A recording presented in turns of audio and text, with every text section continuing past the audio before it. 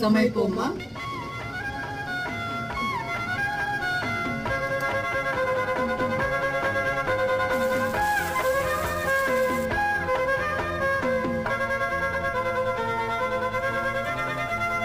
நம்மை போல நெஞ்சம் கொண்ட அண்ணன் தம்பி யாரும் இல்லை.